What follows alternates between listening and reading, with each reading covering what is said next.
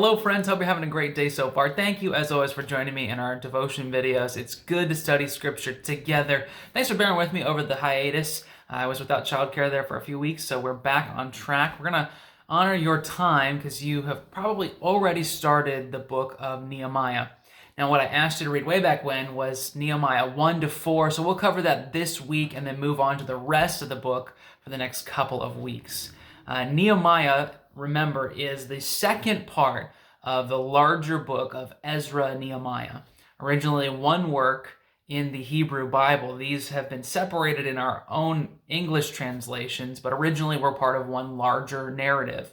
That narrative being the story of how God chose to revive the people of Judah, how to bring revival in their midst, and to inspire them to greater faithfulness and to return to proper worship of his name. So, in the book of Nehemiah, chapter 1 is where I will be today, Nehemiah 1. I specifically want to focus on verse 11, which says, "Lord, let your ear be attentive to the prayer of this your servant, and to the prayer of your servants who delight in revering your name.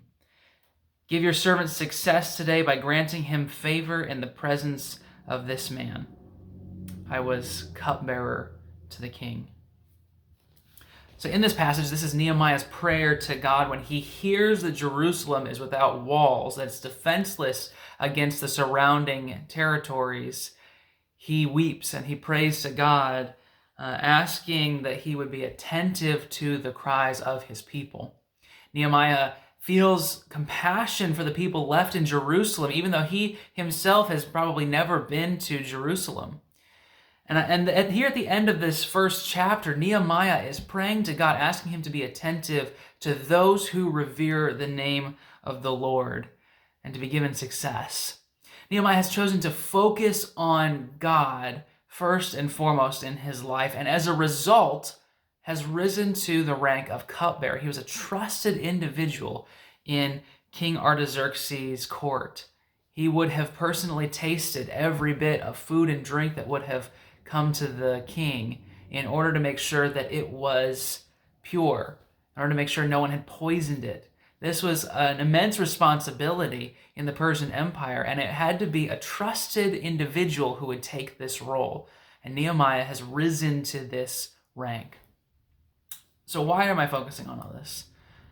In many ways, the world wants us to shape our vision of success around what kind of rank we achieve, what kind of position that we hold. And for us, when we think about the way that God moves in our lives, it is through the posture of humility and the reverence of who God is. When we place him first and foremost in our lives, we may not rise to positions of power, we may not rise to positions of authority, but if we get the opportunity and God chooses to use us in that way, then he is the center, not the renown, not the prestige and honor, but God's will for us and his heart for the world becomes the sole focus. And we act with integrity, where oftentimes when we don't focus on God, when we focus only on that vision of success, then we make that the end goal. Then we do anything possible to maintain or even acquire more prestige and wealth and honor and glory for our own name, as opposed to focusing on what God desires for his people. And so that is the focus for Nehemiah.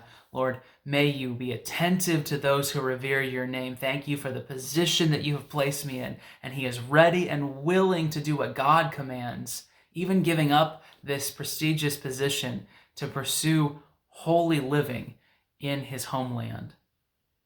So we're going to continue through the book of Nehemiah by the end of the week. And the question for us then is, will we respond to God when he calls us?